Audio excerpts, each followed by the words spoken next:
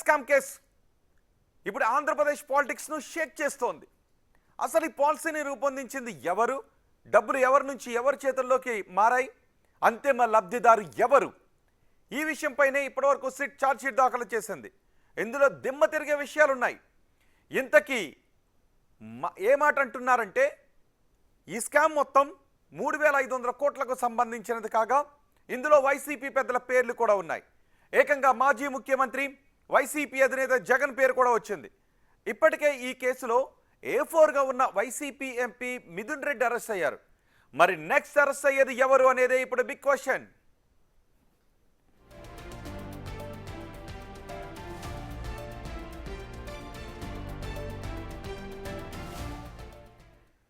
మద్యం కుంభకోణంలో ముడుపులు ఏకంగా అప్పటి ముఖ్యమంత్రి జగన్మోహన్ రెడ్డికి చేరాయంటుంది సిట్ ఛార్జ్షీట్. కేసిరెడ్డి రాజశేఖర్ రెడ్డి ద్వారా మిథున్ రెడ్డికి వచ్చాయని గుర్తించింది. 2023 మేలో పలుమార్లు సీఎం ఓఎస్డి కృష్ణమోహన్ రెడ్డి, చెవిరెడ్డి భాస్కర్ రెడ్డి, ధనుంజయ రెడ్డితో మిథున్ రెడ్డి మాట్లాడారని కూడా తమ ఛార్జ్షీట్లో గుర్తించింది. అంతేకాదు నాటి ప్రిన్సిపల్ సెక్రటరీ రజిత్ భార్గవ్తో మాట్లాడటం, మద్యం విధానాల మార్పు, ధరల పెంపు వంటి అంశాలను కూడా చర్చించినట్టుగా చెబుతున్నారు సిట్ అధికారులు ఈ ఛార్జ్షీట్లో.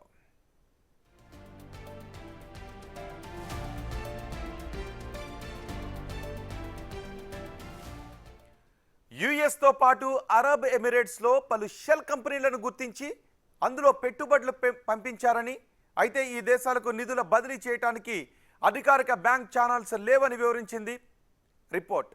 అంతేకాదు 2019 అక్టోబర్ 13వ తేదీన మిథున్ రెడ్డి, ముప్పిడి అవినాష్ రెడ్డి, కేసిరెడ్డి రాజశేఖర్ రెడ్డి, సత్యప్రసాద్, విజయసాయి రెడ్డి హైదరాబాద్లో కలుసుకున్నారని వివరించింది.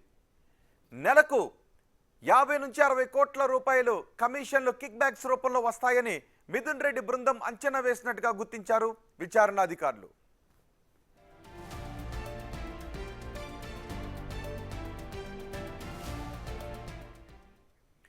మొత్తంగా చూస్తే మిథున్ రెడ్డి, విజయసాయి రెడ్డిలు ఈ వ్యవహారంలో కీలకంగా వ్యవహరించినట్టుగా గుర్తించారు. జగన్ పేరును కూడా ఇందులో ప్రముఖంగా చూపించారు. మిథున్ రెడ్డి అరెస్ట్ అయ్యాడు.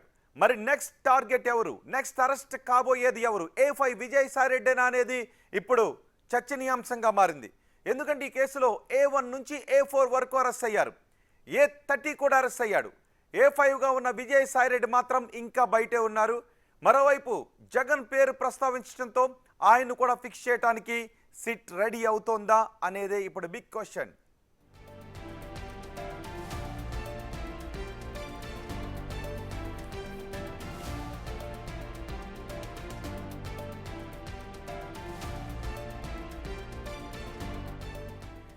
ఇదే అంశంపై మనతో చర్చించడానికి రామాంజనేయులు టీడీపీ ఎమ్మెల్యే మనకు అందుబాటులో ఉన్నారు. అలాగే వెన్నపోస గోపాల్ రెడ్డి మాజీ ఎమ్మెల్సీ వైసీపీ నుంచి మనకి అందుబాటులో ఉన్నారు. నమస్తే అండి రామాంజనేయులు గారు. నమస్తే అండి గోపాల్ రెడ్డి గారు. నమస్తే. నమస్తే. ముందుగా గోపాల్ రెడ్డి గారు, నేను మీతోనే మాట్లాడతాను. ఏంటి ఇప్పటి వరకు వైసీపీ నేతలందరూ అరెస్ట్ అవుతున్నారు, నెక్స్ట్ అరెస్ట్ కాబోయేది బిగ్ బాస్ అంటూ చర్చ జరుగుతూ ఉంది. ఎందుకంటే ఇక్కడ అంతిమ లబ్ధిదారు వైసీపీ అధినేత అంటూ ఛార్జ్షీట్లో పేర్కొన్నారు.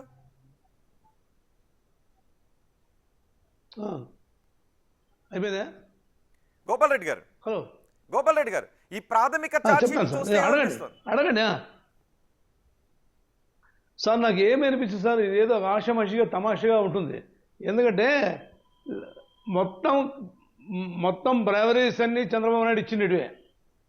లాస్ట్కు ఒక ఎగ్జాంపుల్ చెప్తాను. లాస్ట్లో ఎస్పీవై రెడ్డి వైఎస్ఆర్సీపీ కాంగ్రెస్లో గెలిచిన వారిని ఆయన పార్టీలో చేర్చుకొని ఆయన డిస్టిలరీ లైసెన్స్ ఇవ్వడం జరిగింది. మీరు ఏ లైసెన్స్ అన్నా కానీ జగన్మోహన్ రెడ్డి గారు ఇచ్చారనుకుంటారా? మీరు ఎక్కడైనా ఒక మచ్చుకోడు చూపించండి. జగన్మోహన్ రెడ్డి గారు ఈ కిక్ బ్యాక్స్లో తీసుకొని ఈ ఫ్యాక్టరీకి లైసెన్స్ ఇచ్చారని ఏదో ఉందా? మొత్తం స్కామ్ స్టార్ చంద్రబాబు నాయుడే. ఆయన తెలియని ఏ స్కామ్ ఉండదు. ఇప్పుడు మీరు విదేశీ అకౌంట్లు అవి ఇవ్వంటారు, స్కిల్ స్కామ్లు అన్ని విదేశాల నుంచి వచ్చిన అమౌంటే కదా. అది ఆ మాదిరిగా దీన్ని ఫాయిస్టింగ్ చేయాలని, ఆ మాదిరిగా దీన్ని బిల్డప్ చేయాలని ఒక ఎయిమ్తో పోతున్నట్లు ఉంది. ఎందుకంటే మీరు ముందే అంటున్నారు ఇది ఏదో బయట నుంచి కూడా విదేశాల నుంచి చుట్టుకొని వస్తున్న డబ్బులని. స్కిల్ స్కామ్ లో జరిగింది విదేశాలన్నీ కానీ ఇక్కడ స్కిల్ స్కామ్ కేసు కాదు కదా. ఓకే, దానిపైన మీరు అప్పుడు కేసులు వేశారు, అరెస్ట్ చేశారు, ఓకే, కేసు విచారణ జరుగుతుంది. కానీ ఇప్పుడు లిక్కర్ స్కామ్ కేసు 3,500 కోట్ల రూపాయలు ఎలా డిస్టిలరీల నుంచి వసూలు చేశారు, దాన్ని ఎక్కడికి పంపించారు, ఎన్నికల్లో ఎలా వాడారు, ఎవరెవరు వెళ్ళి ఆ డబ్బుల్ని ఎప్పుడెప్పుడు కలెక్ట్ చేసుకున్నారు, దానికి ఎక్కడ మీటింగులు జరిగాయి, అప్రూవర్స్ ఎవరు ఇందులో, ఇవన్నీ కూడా ఈ ప్రాథమిక ఛార్జ్ షీట్ లో పేర్కొన్నారు. సో ఇప్పుడు దీన్ని వాళ్లపై కేసులు ఉన్నాయనే దానికి ముడిపెట్టి చూడాలా, లేదంటే ఈ కేసులో నెక్స్ట్ ఏం జరగబోతుందని ఆలోచించాలా? నేను చెప్పేది మీరు అక్కడి నుంచి మొత్తం చుట్టుకొని భారతదేశం అంతా విదేశాల నుంచి చుట్టుకొని వస్తున్నాయంటే అది స్కిల్ స్కామ్లో వచ్చినాయి కానీ చుట్టుకొని వచ్చినాడు. కానీ ఇది ఒక 40-50 మంది కలుసుకొని 50-60 కోట్లు చేస్తే ఇది విదేశాల నుంచి వచ్చే ఉండే అవకాశం ఉంది అని అంటారా మీరు? అసలు జగన్మోహన్ రెడ్డి గారు ఒక్క సీసా కూడా ఎక్కించలే, అన్ని కూడా గవర్నమెంట్ స్టార్స్లో పెట్టి అమ్మించారు.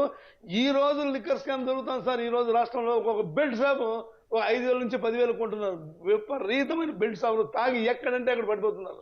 ఈరోజు స్కూల్ అని లేదు, గుడి అని లేదు, ఎక్కడ పడితే అక్కడ అన్ని కూడా మొత్తం బెల్ట్ షాపుల నుంచి మొదలుకొని షాపులన్నీ కూడా ఈ దేశానికి, ఈ రాష్ట్రానికి పట్టిన శని ఎవరంటే చంద్రబాబు నాయుడు గారే. ఎందుకంటే ఇంత అద్భుతమైనటువంటి ఈ లిక్కర్ ఈ రోజు బెల్ట్ షాపులు ఉన్నాయా? ఓకే, బెల్ట్ షాపుల గురించి కంప్లైంట్ చేయొచ్చు, ఇది కాదు. ఛార్జ్ షీట్ లో పేర్కొన్నారు. ఛార్జ్ షీట్ లో ఏం పేర్కొన్నారు అంటే ఈ డిస్టిలరీస్ సప్లయర్స్ ఎవరైతే ఉన్నారో వాళ్ళతో ఎక్కడ మీటింగ్ చేశారు, ఆ మీటింగ్ లో డబ్బులు ఎలాగివ్వాలి, డబ్బులు ఇచ్చిన వాళ్లకు పే ఆర్డర్స్ ఎలా చేస్తారో ప్లాన్ ఎలా ఉంటుంది, ఇదంతా ఎవరెవరు కలిసి కూర్చుని చేశారు, ఆ తర్వాత డబ్బులు ఎవరు ఎక్కడి నుంచి తీసుకువెళ్లారు, ఎన్నికల్లో ఎంత ఖర్చు పెట్టారు, ఇదంతా ఛార్జ్ షీట్ లో పేర్కొన్నారు. సో ఇప్పుడు ఏం జరగబోతోంది అనేది సార్ ఎన్ని కోట్లైన పేపర్లో చెప్పొచ్చు, పేపర్లో చూపించచ్చు సార్. ఇది అవసరం జరగడానికి ఎక్కడ ఉంది అవకాశం? కంపెనీ ఇస్తుంది ఏం ఆధారం? ఇది అసలు ఉత్త బోగస్ కేసు కదా. అరే ఈ రాష్ట్రంలో ఉన్నటువంటి సుమారైన నాయకులందరినీ, పెద్ద నాయకుల వరకు అరెస్ట్ చేయడం పెట్టుకున్నారు. కానీ ఎక్కడ అరెస్ట్ చేయలేదు. ప్రతి ఒక్కరిని అరెస్ట్ చేస్తున్నారు, తంతున్నారు. బార్బేరిక్ యాక్షన్ మొదలు పెట్టినారు సార్. బార్బేరిక్ యాక్షన్ ఈ దేశంలో నలిచి మారేస్తున్నారు. ఎవడే కానీ వైఎస్ఆర్సీపీ కాంగ్రెస్ వాడు ఎవడు కాళ్ళు ఎత్తుకొని తిరగకూడదని ఉద్దేశంతో జరుగుతుంది. కానీ ఇదేం మామూలుగా ఆయనకి నేరం చేసాడు, అతను అరెస్ట్ చేయాలని ఆ ఉద్దేశం నేరం చేయకపోయినా దాంట్లో ఛార్జ్ షీట్ లో నెక్స్ట్ మిథున్ రెడ్డి అరెస్ట్ తర్వాత జరుగుతున్న చర్చ ఏంటి అంటే, ఛార్జ్ షీట్ లో అంతిమ లబ్ధిదారు జగన్మోహన్ రెడ్డి అని పేర్కొన్నారు కాబట్టి నెక్స్ట్ ఏదో జరగబోతుంది, ఇందులో పెద్ద సంచలనం జరగబోతుంది అనే చర్చ జరుగుతుంది. సంచలనం లేదు దీంట్లో, ఏమీ లేదు సంచలనం లేదు. వంకాయలు ఊరికే అన్ని ఉత్త కూతులన్నీ కూసుకొని అందరిని అరెస్ట్ చేసి వైఎస్ఆర్సీపీ వాళ్ళందరినీ డిమారలైజ్ చేయాలని చేసే ఉద్దేశమే. కానీ దీంట్లో ఎక్కడ కూడా అవకాశమే లేదు. 3,500 కోట్లు బయట వాళ్ళు 3,500 కోట్లు ఎందుకు ఇస్తారు సార్ మీకు? చెప్పండి. అలా ఇస్తేనే వాళ్ళకి ఆర్డర్లు ఇచ్చారంట, అలా ఇవ్వకపోతే వాళ్ళు వ్యాపారాలు మూసుకుని వెళ్ళిపోయేటట్టు చేశారంట. అలా ఇస్తేనే వాళ్ళకి ఆర్డర్లు ఇచ్చారంట. ఎవరిని? డిస్టిలరీ లేదు, అవన్నీ అన్ని అబద్ధాలు సార్. మొత్తం 100% అబద్ధాలు. యా డిస్టిలరీ కంపెనీ వాడు రాశాడు సార్? ఏ కంపెనీ వాడు మీ దగ్గర ఏం ఆధారం? ఏ కంపెనీ వాడు రాశాడు మీకు? ఓకే, అదే అడుగుతా. అది ఏదైనా రాసి చంద్రబాబు నాయుడు కమ్యూనిటీ వాళ్ళు రాసింటారు. ఓకే, వాసుదేవరెడ్డి సత్యప్రసాద్ రెడ్డి చెప్తున్నారు. ఓకే, రామాంజనేయులు గారు ఉన్నారు మనకు అందుబాటులో. రామాంజనేయులు గారు, గతంలో టీడీపీ నేతలపై కేసులు ఉన్నాయి. టీడీపీ అధినేత ముఖ్యమంత్రిపై కూడా గతంలో మద్యం కేసు ఉంది 2014 నుంచి 19 వరకు. సో వీటన్నిటి నుంచి తప్పించటానికి కొంతమందిని అప్రూవర్స్గా పేర్కొంటూ ఎవరో ఇచ్చిన స్టేట్మెంట్స్ అని చెప్పి ఆధారాలు లేకుండా కేసును ఫైల్ చేస్తున్నారంటున్నారు వైసీపీ వాళ్ళు. ఇప్పుడు రోహిత్ గారు, పెద్దలు గోపాల్ రెడ్డి అన్న గారికి నమస్కారం. ఇక్కడ మనం చూడాల్సింది నమస్తే బాగున్నా హలో. ఇక్కడ మనము కామన్ ఈరోజు ఓకేనా, ఈరోజు రోహిత్ గారు, ఈరోజు మీ బిగ్ టీవీ ద్వారా ఒక ప్రజల్లో ఉన్నటువంటి అంశాన్ని తీసుకొచ్చారు. ఇక్కడ నేను కూడా ఒక 35 సంవత్సరాల పరిపాలనలో ఉన్నాను. ఎక్సైజ్ పాలసీ విధానంలో 2019 నుంచి 24 మధ్యన గతంలో ఎప్పుడు లేనటువంటి పాలసీ విధానాలు అమల్లోకి వచ్చాయి. ఒకటి మనం చూస్తే దేశం మొత్తము డిజిటల్ కరెన్సీ అంటే నగదు వ్యవహారాలు జరిగాయి. నంబర్ 1. రెండవది, ప్రభుత్వమే సారా అమ్మడం అనేటువంటిది ఒక కోణము. అంతకన్నా ముఖ్యంగా ప్రజల్లో ఉన్నటువంటి చర్చ ఏంటంటే నాసి రకం బ్రాండ్లు వచ్చాయి. అంటే అంతవరకు అమలులో ఉన్నటువంటి నాణ్యమైనటువంటి బ్రాండ్లు ఎక్కడ కనబడలేదు. వాళ్ళకి నచ్చినటువంటి డిస్టిలర్ నుంచి విస్కీ కానీ బ్రాండ్ కానీ లిక్కర్ కానీ తెప్పించి వాటి మీద రేట్లు పెంచేసి దాని మీద ముడుపులు తీసుకున్నారన్నది ప్రధానమైనటువంటి అంశం. ఇక్కడ ఇదేదో పేపర్లో రాసిందో లేకుండా నలుగురు కూర్చొని మాట్లాడినటువంటి అంశం కాదు. సాక్షాత్తు ఒక విచారణ సంస్థ లోతుగా విచారణ చేసి ఒక సంవత్సరంన్నర పాటు వేల సంఖ్యల్లో ప్రతుల్లో చర్చించి ఒక వేల సంఖ్యలతో కూడినటువంటి ఒక అభియోగ పత్రాన్ని కోర్టుకు సమర్పించింది. అందులో A1, A2, A3, A4 వీళ్ళంతా ఉన్నారనేటువంటిది విచారణ సంస్థ కోర్టుకు సమర్పించినటువంటి అంశాన్ని మనం ఇక్కడ మాట్లాడుతున్నాం. ఇక్కడ మనం ఈ విషయంలో మనం ఆలోచించాల్సి వస్తే దాదాపుగా సంవత్సరానికి 25,000 కోట్ల నుంచి 28,000 కోట్ల రూపాయలు లిక్కర్ ద్వారా అమ్మకాలు జరుగుతాయన్నటువంటిది మనకు రికార్డ్స్ ఉన్నాయి. మరి 5 ఏళ్లలో 1,00,000 కోట్లు వ్యాపారం జరిగినప్పుడు 3,500 కోట్లు ముడుపులు జరిగినాయి అన్నటువంటి అంశం మీద ఈరోజు చర్చ. ఇక్కడ మనము ప్రజలకు సమాధానం చెప్పాల్సింది, గతంలో ఎప్పుడు లేని విధంగా నాసి రకం బ్రాండ్ ఎందుకు తెచ్చారు అన్నది అది సమాధానం చెప్పాలి. పాలసీలో భాగం, పాలసీ మేకింగ్ లో భాగం అంటూ ఉన్నారు. అంటే ఏ బ్రాండ్లు తీసుకుని రావాలి, ఎవరికి అనుమతులు ఇవ్వాలి అనేది ప్రభుత్వ ఉద్దేశమే కదా. కానీ దాని వెనుక స్కామ్ జరిగిందా లేదా అన్నదే విచారణాధికారులు నిరూపించాలి. సో మేము ఏ బ్రాండ్లను అనుమతించాలి, ఎవరికి ఆర్డర్స్ ఇవ్వాలి అనేది ప్రభుత్వం చూసుకుంటుంది. కానీ దాని వెనుక జరిగింది స్కామా కాదా అనే దానికి ఆధారాలు లేవు. కేవలం మీరు ఎవరో ఫోన్ డేటా ఫోన్లు చేసుకున్నారు ఒకరికొకరు అంటూ ఉన్నారు, లేకపోతే అప్రూవర్స్ అని ఇంకొక ఎవరినో ఒక ఇద్దరు ముగ్గురు అప్రూవర్స్ గా మార్చి వాళ్ళు సమాచారం ఇచ్చారని చెప్తున్నారు తప్ప ఆధారం లేదు అని అంటున్నారు. ఇక్కడ మనం ఆలోచించాల్సింది ఒకటే, ఎందుకంటే ఒక బ్రాండ్ ఉంటుందండి. ఒక బ్రాండ్ ఉన్నప్పుడు వాళ్ళ ఇచ్చేటటువంటి ఏదైనా కమిషన్ కావచ్చు, ఇంకోటి కావచ్చు, ఒక నిర్ణీతమైనటువంటి రేట్లో ఉంటుంది. కానీ అదే వేరే బ్రాండ్లు, కొత్త రకమైనటువంటి బ్రాండ్లు వచ్చినప్పుడు వాళ్ళు ఇచ్చేటటువంటి కమిషన్లు ఎక్కువగా ఉంటాయి. రెమిషన్ కావచ్చు, కమిషన్ కావచ్చు, డిస్కౌంట్లు కావచ్చు. అయితే ఇక్కడ అప్పటి వరకు ఉన్న 80-90 రూపాయల క్వార్టర్ లిక్కర్ని అమాంతంగా 150-200కి పెంచారు. దట్టు నాన్ బ్రాండ్, నాసిరకమైనటువంటి బ్రాండ్ అన్నది. అది నాసిరకమని ఎందుకు అంటున్నామంటే జంగారెడ్డిగూడెం ఇష్యూలో 18 మంది చనిపోయారు. అందులో కలిపినటువంటి పదార్థం ఏంటో అందరికీ తెలుసు. రెండవది, చాలా మనం హెల్త్ రికార్డు తీసుకుంటే కిడ్నీలు, తర్వాత గ్యాసు, తర్వాత ఇలాంటి ప్రాబ్లంతో చాలా మంది సఫర్ అయ్యారు. అంటే స్కామే కాదు, మందు తాగిన వాళ్ళ అనారోగ్యానికి గురి కావడానికి కూడా వైఎస్ఆర్సీపీ ప్రభుత్వం కారణం అని అంటున్నారు మీరు. సార్ ఏ లిక్కర్ తాగినా కూడా లివర్ కానీ నో మీరు చెప్పేది అబద్ధాలు చెప్తున్నారు సార్. నేను చెప్పింది మీరు ఇష్టం. ఏ లిక్కర్ తాగినా కానీ అది ఈవెన్ కళ్ళు, ఈత చెట్టు కళ్ళు తాగినా, తాటి చెట్టు కళ్ళు తాగినా కిడ్నీస్ పోతాయి. మీకు తెలుసు లేదో? మీరు ఊరికి అభూత కల్పన చేస్తున్నారు. నవాసాగరం సారా బ్రిటిష్ గవర్నమెంట్ మనకు స్వతంత్రం ఇచ్చిన తర్వాత మొత్తం దాదాపుగా 30-40 సంవత్సరాలు నవాసాగరం సారా తాగినారు సార్. నాకు తెలుసు, ఎందుకంటే నాకు 73-74 ఏళ్ళు ఉన్నాయి. అదేం కాదు. మీరు చెప్పేది ఏంది, ఊరికి ఫాస్టింగ్ కేసులు, ఊరికి ఏది బురదల్లే కేసులే కానీ అది ఏం కాదు సార్. స్వతంత్రం వచ్చినప్పుడు హెల్త్ రికార్డు తీయండి. ఓకే, అది కాదు, మద్యం తాగడమే ఆరోగ్యానికి హానికరం, సో మద్యం తాగి ఎంతమంది అనారోగ్యానికి గురయ్యారు అనే దాని గురించి కాదు, మద్యాన్ని పాలసీని మార్చి ఎంత సంపాదించారు అన్నదే మనం మాట్లాడుకుంటున్నాం సార్. ఓకే, చార్జ్ షీట్ అసలు distillery YSR Congress party distillery ఇయలే సార్. డిస్టిలరీ ఎక్కడ డిస్టిలరీ ఇచ్చి వాళ్ళతో కొనలేదు. అసలు అన్ని తెలుగుదేశం గవర్నమెంట్లు ఇచ్చిన ఈయన వరకు ఉన్న డిస్టిలరీలు ఎవరైతే ఉన్నారో వాళ్ళతో మీటింగ్ ఏర్పాటు చేసి మీరు ఇంత ఇవ్వకపోతే మీ దగ్గర నుంచి ఆర్డర్ తీసుకోం, వేరే వాళ్ళు ఎవరైతే ఇస్తారో పేమెంట్ చేస్తారో ముడుపులు ఇస్తారో వాళ్ళకి మాత్రమే పే ఆర్డర్లు రెడీ అవుతాయి, మిగిలిన వాళ్ళకి రెడీ కావు, వాళ్ళకి వ్యాపారాలు మూసుకుని నష్టాలతో వెళ్ళిపోవాల్సిన పరిస్థితులు కల్పించారు అని అంటున్నారు. ఎందుకు కోర్టుకి ఎందుకు వెళ్ళాలో కోర్టుకు పోయి ఆర్డర్ తెచ్చుకోవచ్చు. ఇప్పుడు చాలా మంది ఇప్పుడు మీరు అరెస్ట్ చేసిన వాళ్ళందరూ కోర్టుకు పోయి తెచ్చుకుంటారు ఆర్డర్. అదే ఎందుకు చేయరు? అదెందుకు చేయరు సార్? కోర్టు పోయి ఆర్డర్ తెచ్చుకొని దండించండి. ఎవరైతే నేరం చేసిన దండించాల్సిన బాధ్యత ఉంది మీకు. అంతేగాని ఊరికి అరెస్ట్ చేసుకుంటూ పోతే దొరికిన ఎంతకాలం పోతారు మీరు? వ్యాపారస్తులందరూ కూడా కోర్టుకి వెళ్ళి ఆర్డర్స్ తెచ్చుకోవాలంటే వాళ్ళు ఎక్కడ వ్యాపారాలు చేసుకోరు కదా అని అంటుంటారు. ఓకే, రామాంజనేయులు గారు ఏం జరగబోతుంది నెక్స్ట్? మరి ఈ రోజు ఏంటి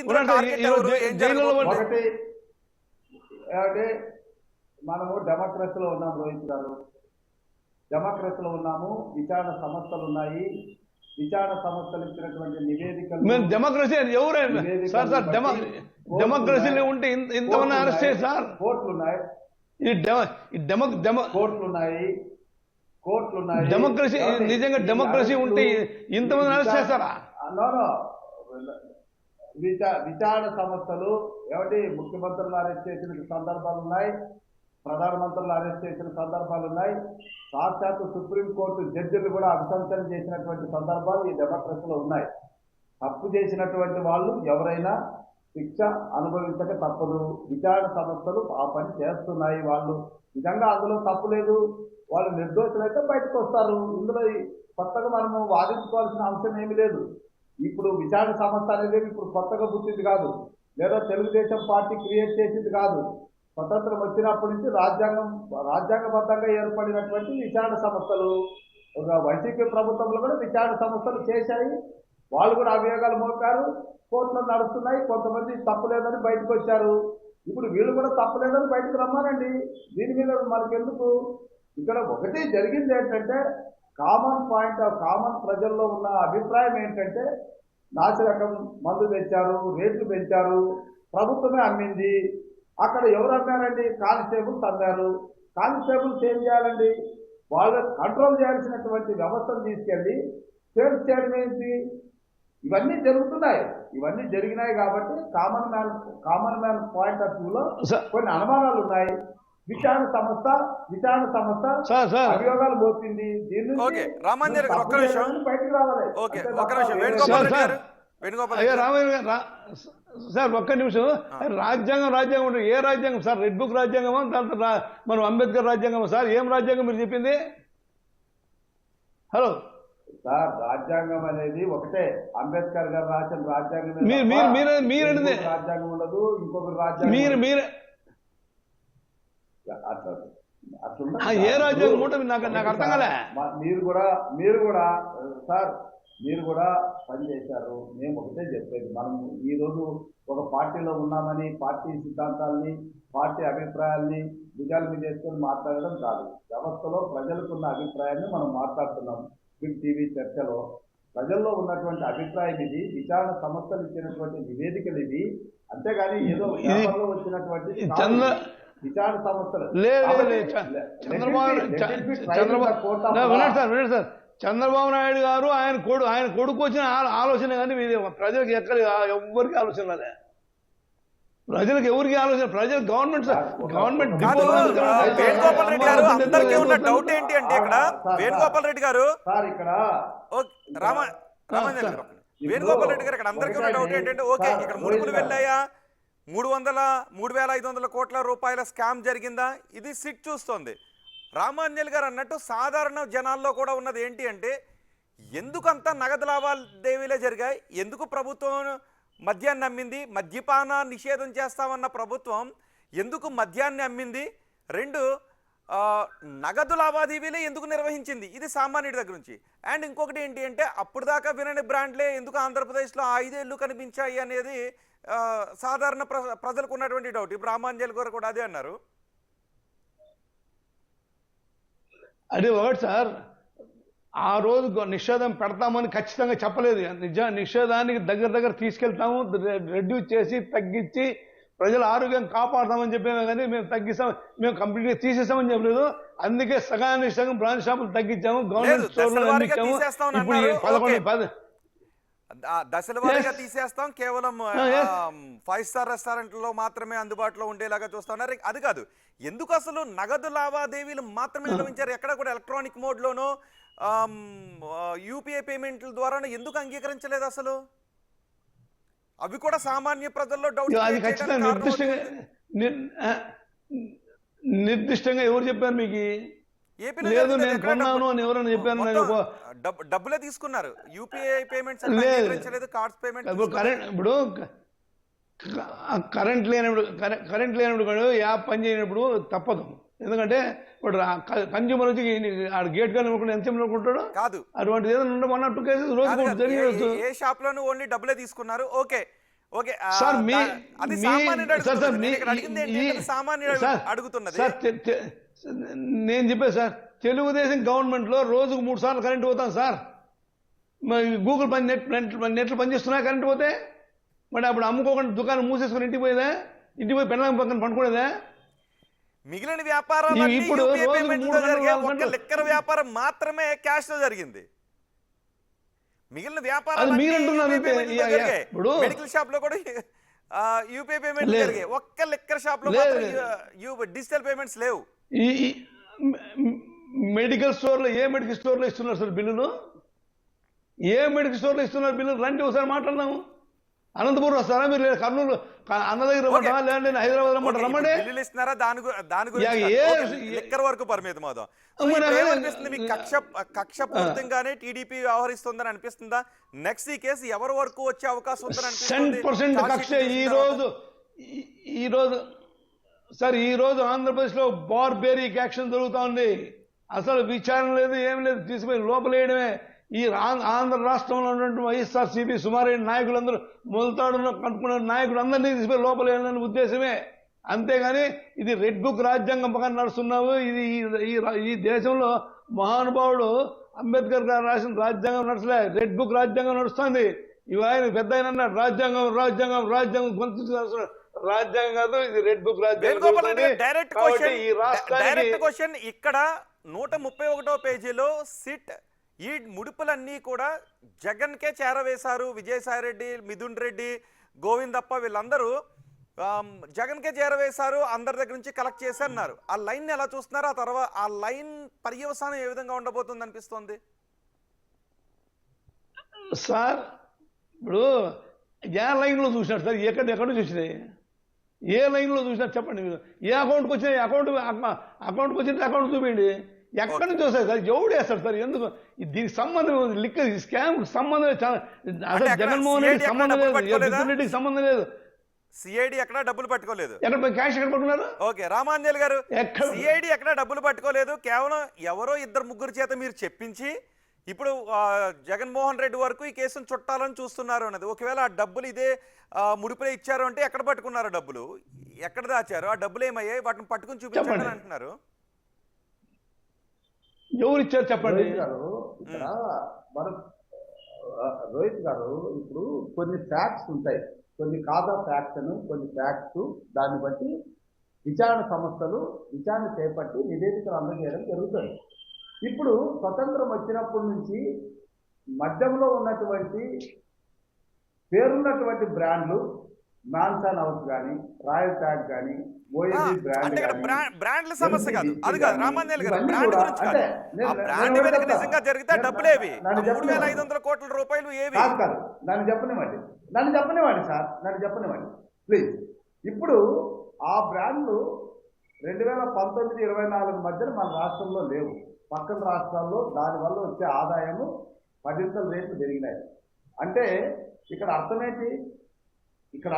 దేశం మొత్తం మీద జరిగేటటువంటి బ్రాండ్లు బ్రాండ్ లేదు కాబట్టి అవినీతి జరిగిందని అర్థం చేసుకోవడం వేరు, పలానా బ్రాండ్ ఉండటానికి ముడుపులే కారణం అని ఆధారాలతో చూపించడం వేరు. సో ఈ పలానా బ్రాండ్ ఇక్కడ ఉండడానికి కారణం రికవరీ చేయగలిగారు. మరి ఇప్పుడు మీరు ఇప్పుడు నేను చెప్పిన అన్ని షాపుల్లో దొరుకుతున్నాయా లేదా అది మీరు ఆలోచించాల్సింది. ఇక్కడ మాకు అలవాటు ఉంటే చెప్పే, మాకు అలవాటు ఉంటే కదా. ఏంటన్నారు వేణుగోపాల్ హలో రెడ్డి గారు? సార్, ఒక నిమిషం సార్. ఒకటి సార్, ఇంతకుముందు చంద్రబాబు నాయుడు గారు సీఎంగా ఉన్నప్పుడు అసెంబ్లీలో మహిళలు లిక్కర్ పైన మాట్లాడారు. ఆ బ్రాండ్ బాగలేదు, ఈ బ్రాండ్ బాగలేదు అని చెప్పి తమ్మినేని సీతారాం గారు సున్నితంగా తిరస్కరించారు. అది మగవాళ్ళు మాట్లాడతారేమో, దాని సంగతి మీకు ఎందుకు అన్నారు. ఈ తాగని వాడిని పట్టుకొని బ్రాండ్లు అంటే అసలు నీకు ఇంటాక్సేషన్ ఉందా లేదా, నీకు దాంట్లో ఆల్కహాల్లో ఎంత కంటెంట్ ఉంది, ఎంత కంటెంట్ లేదు అనేది తెలిసిపోతుంది. అది ఊరికే ఇవన్నీ ఈ ఎల్లో మీడియాను అడ్డు పెట్టుకుని వీళ్ళందరినీ మా నాయకులందరినీ ఇబ్బంది పెట్టడం తప్ప వేరే ఏం లేదు. జగన్మోహన్ రెడ్డి గారిని అయితే నేను తర్వాత పెద్దిరెడ్డి రామచంద్రనాయుడు మీద కోపం ఉంది కాబట్టి ఆయన కొడుకుని తీసుకెళ్ళి లోపలేస్తే ఆయన మెత్తగా అంగల కాడ ఆయన్ని కూడా అటాక్ చేయాలని చూసి ప్రయత్నం చేసినటువంటి ఇవన్నీ చాలా ఉన్నాయి. ఇవన్నీ ఊరికి అభూత కల్పనలు. ఏదో ఆయన పెద్దిరెడ్డి రామచంద్రనాయుడిని మెత్తగా చేయాలని తప్ప పెద్దిరెడ్డి రామచంద్రనాయుడు ఎప్పుడు మెత్త కానే కాడు. ఆయన గోడ గుద్ది కొట్టిన బంతిలాగా వస్తాడు, ఉత్సాహంగా వస్తాడు. ఏమీ కాదు. చంద్రబాబు నాయుడు గారు అనుకుంటున్నారు ఏదో నేను ఏదో చేస్తాను, ఏదో పొడి చేస్తాను, ఆయన కొడుకు అనుకుంటారు. అదేం కాదు. ప్రజాస్వామ్య వ్యవస్థలో ఇవన్నీ కూడా మీకు బంతుల మీద వచ్చేస్తాయి. నెక్స్ట్ అరెస్ట్ ఏం జరగబోతోంది? A5 విజయసాయి రెడ్డి A4 కూడా చేశారని అంటూ ఉన్నారు. లేదు, అంతిమంగా ముడుపులు ఎక్కడికి వెళ్ళారు కాబట్టి అక్కడ నుంచి రాబోతున్నారు అని అంటున్నారు. ఎక్కడి నుంచి యా లైన్ లో వచ్చాయి సార్ డబ్బులు? ఎక్కడి నుంచి వచ్చాయి? ఏ బ్యాంక్ నుంచి వచ్చినాయి? ఏ బ్యాంక్? అన్న వేణుగోపాల్ రెడ్డి అన్న, కొద్దిగా మనం ఆవేశపడాల్సింది అన్న చెప్పండి. ఇక్కడ నేను ఆవేశపడినప్పుడు నేను ఆవేశపడతాను. నా వయసు 73. నా వయసు 73. నేను ఆవేశపడే వయసు అన్నది. నేను కాదు ఓకేనా. నేనేమంటానంటే ఇప్పుడు జరుగుతున్నది ఒక విచారణ సంస్థ ద్వారా జరుగుతున్నటువంటి అంశము ప్రజల్లో ఉంది కాబట్టి దీన్ని డిబేట్ తీసుకొచ్చారు. ఇందులో ఎవరు అరెస్ట్ అవుతారు, ఎవరు అరెస్ట్ కారనేటువంటి మీరు నేను చేసేది కాదు. సార్ ఈ రాష్ట్రంలో ఐఏఎస్ ఆఫీసర్లు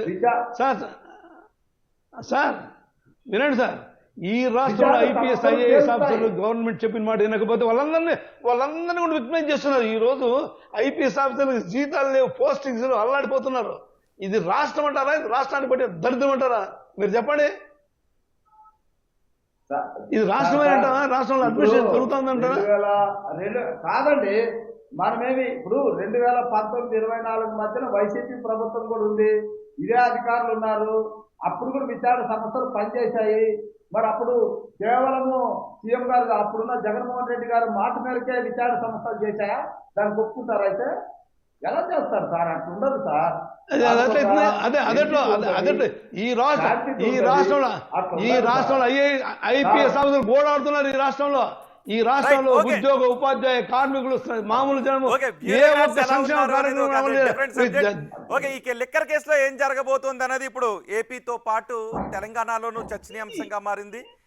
ఢిల్లీ లిక్కర్ స్కామ్ కి మించిన స్కామ్ ఆంధ్రప్రదేశ్ లో జరిగింది అని అక్కడ కూటమి ప్రభుత్వం అంటూ ఉంది. ఇప్పటికే మిథున్ రెడ్డిని అరెస్ట్ చేశారు. సో ఈ స్కామ్లో ఏం జరగబోతుంది అన్నది చూద్దాం. Thank you very much Ramanjali గారు, thank you very much Gopal Reddy గారు. బిగ్ టీవీకి అందుబాటులోకి వచ్చి ఏపీ ఆంధ్రప్రదేశ్లో జరిగిన లిక్కర్ స్కామ్ గురించి జరుగుతున్న విచారణపై మీ అభిప్రాయం తెలియజేసినందుకు. చూద్దాం. A4 మిథున్ రెడ్డిని అరెస్ట్ చేశారు. నెక్స్ట్ A5గా విజయసాయి రెడ్డి ఉన్నారు. మరి విజయసాయి రెడ్డిని అరెస్ట్ చేస్తారా?